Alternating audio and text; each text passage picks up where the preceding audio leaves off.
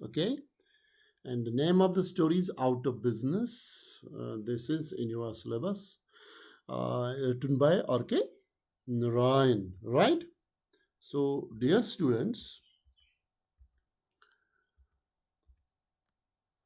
this here on your screen, this is R.K. Narayan, who was born on 10 October 1906.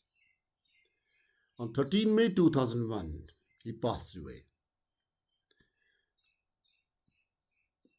Rasipuram Krishnaswamy Iyer Narayanaswamy, his full name, is an Indian writer. He was born in Chennai, then it was called Madras. Some very important points to note about R.K. Narayan is that he was a distinctive contributor to the growth and development of English short story. Okay, and he's well reputed at national and international level. So Narayan is believed to have enriched the Indian English literature, that we all admit. The background of imaginary old world town Malgudi lends a unique charm to his stories. That means almost he has fixed it. He has modeled his stories that come all from an imaginary town called Malgudi, right? So it's mostly understood that actually he's presenting the pure Indian character, living traditions, values of this country in his stories. So, in our today's story, Out of Business, Narayan presents vividly the destructive mental effects of unemployment. दिमाग पे जो बुरे असरात पड़ते हैं जब वो बेरोजगार होते हैं. तो इसी तरह के एक जब नौजवान की यहाँ पे there's a story of such a young man who was a former gramophone company salesman. And this character emerges, whose name is Ramarao, as the main character of this story, Out of Business. Narayan presents Ramarao as an individual character, as I said it, who struggles and strives to make both ends meet after being out of business. As readers, we observe the minutest incidents in the character's life. बहुत छोटे छोटे वाक़यात. Narayan shows his ability to bring Ramarao to life with a few skillful strokes of his pen. And in the end, what we observe, the character in the story becomes desperate and in the fit of depression gets motivated to commit suicide, which he narrowly escapes. Thus, we witness an O. Henry type of ending in this story, which is completely unpredictable. तो O. Henry, I hope कि बच्चों ने अगर उसकी कहानियाँ पढ़ी होंगी तो अक्सर बेशतर या पढ़िए आप उसकी जो स्टोरीज होती है तो उनके कंक्लूजन्स बड़े अनप्रेडिक्टेबल और अनएक्सपेक्टेड होते हैं. तो इस स्टोरी में भी कुछ ऐसा ही होता है, राइट?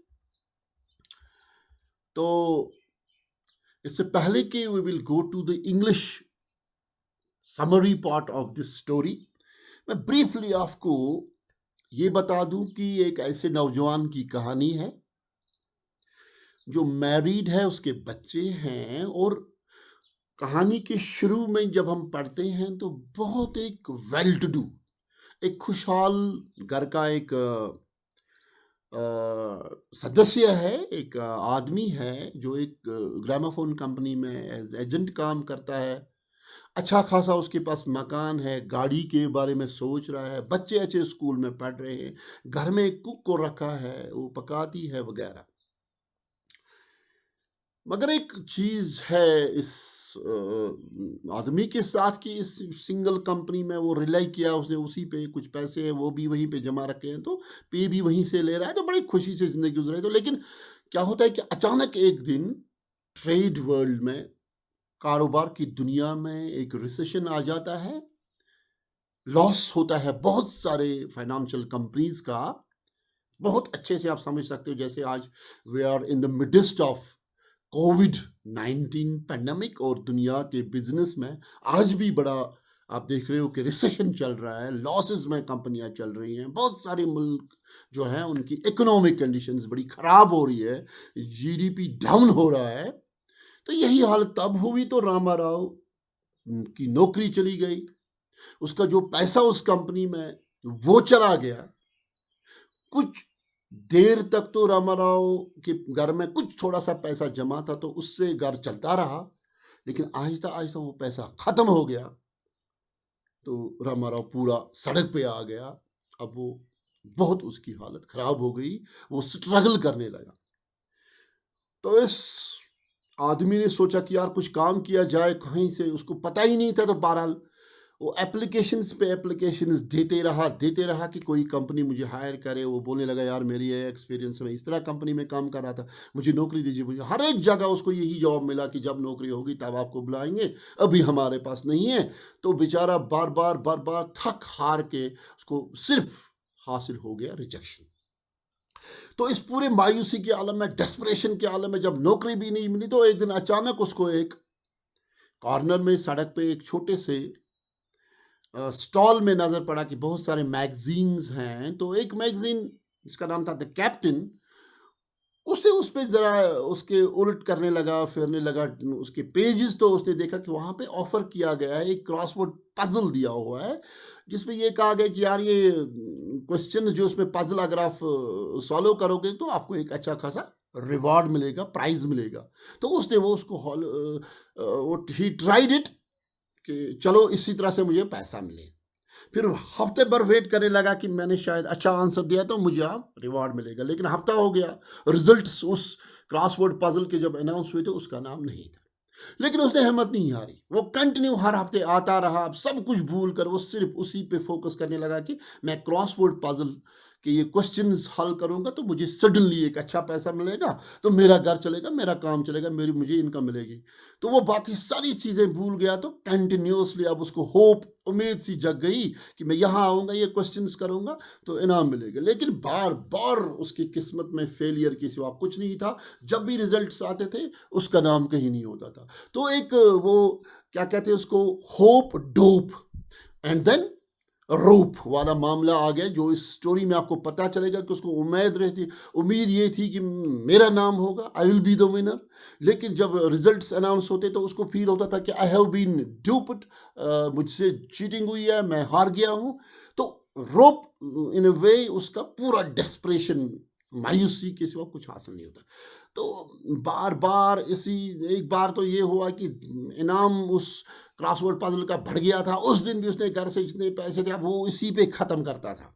सुबह कुछ पैसे मिसेज से फ़ोर्स करके या किसी भी तरह से उनको खाने के लिए घर में कुछ चंद रुपए होते तो वो भी ले जाता और उनसे बस क्रॉसवर्ड पजल्स खेलता। लेकिन वहाँ से हासिल कुछ नहीं होता। और फिर वो, उसकी ये हालत हो गई थी कि अब वो घर वालों का जो वापस आके उनका चेहरा, बच्चों के वो मुरझाए हुए चेहरे, बीवी का वो बड़ा सा उदास चेहरा, वो देख नहीं पाता था। उससे वो हिम्मत नहीं होती थी कि उनको फेस करे। तो इस तरह वो एक ज़बरदस्त डिप्रेशन का शिकार हो गया, डिसअपॉइंटमेंट का शिकार हो गया। तो उसने सोचा यार उस जवान ने कि यार अब बेटर यही है कि मैं टोटल एक्सटिंक्शन में चला जाऊं, मैं मर जाऊं। जब मायूसी हद से बढ़ जाती है तो कुछ लोगों में यही होता है। तो वो क्या करता है, ही प्लान्स, वो सोचता है कि यार मैं खुदकुशी करूं, और वो सीधा रेलवे ट्रैक पे चला जाता है कि वो मैं यहाँ पे लेट जाऊं, ट्रेन आएगी मेरे ऊपर से और मैं मर जाऊंगा, इस मुसीबत से नजात मिलेगी। नौकरी नहीं मिलती, कुछ नहीं होता, इनकम नहीं है तो मैं परेशान। अब जब वो सोया रहता है तो बहुत टाइम होता है, जो एक्सपेक्टेड ट्रेन आने का, अराइवल का टाइम होता है वो भी गुजर जाता है। तो वो फिर उठता है, यार क्या हो गया। अल्टीमेटली उसको पता चलता है कि डिरेलमेंट कहीं पे हो गया है, पटरी उतर गई है, ट्रेन लेट है। तो इससे उसमें एक रियलाइजेशन आता है कि शायद क्रिएटर की तरफ से, अल्लाह की तरफ से, लॉर्ड की तरफ से एक ये अपॉर्चुनिटी है, उसने मुझे ये दे दी है। तो अचानक उसमें एक फ्रेश रियलाइजेशन आता है कि यार मेरे बच्चे हैं, मेरी मिसेस है, मेरा घर है, मैं मर जाऊं तो उनका क्या होगा। तो वो कैंसिल कर देता है आइडिया, तो वो छोड़ता है उसको और वापस घर चला आता है। तो वहाँ उसके घर वाले सारे फैमिली वेट उसी तरह नॉर्मली उसका वेट करते हैं, तो वो उनके साथ रीयूनियन होती है। लेकिन आज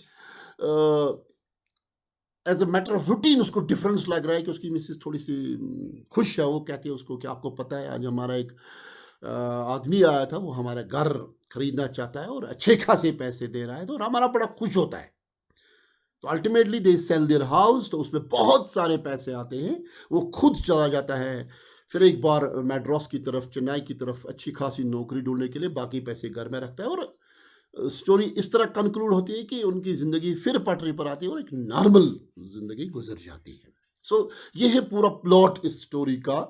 इसी स्टोरी को हम अब एनालाइज करेंगे। Let us move back and dear students, let's begin. Ramarao controlled by external conditions, इसको समझने की कोशिश, मैंने टाइटल दिया है इस डिफरेंट पार्ट्स ऑफ स्टोरी को, मैंने अलग अलग टाइटल्स दिए हैं।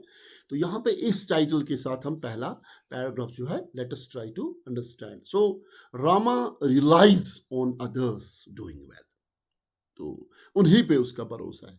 The banks and the gramophone company, dear students, he lives his life precariously. Even though this may not have been his intention, he is reliant on both the banks and the gramophone company to be successful in order for him to be successful. And when the banks collapse, मैंने अभी आपको बताया, so too does the gramophone company. The downside for Ram or Ramarao is that he now has no job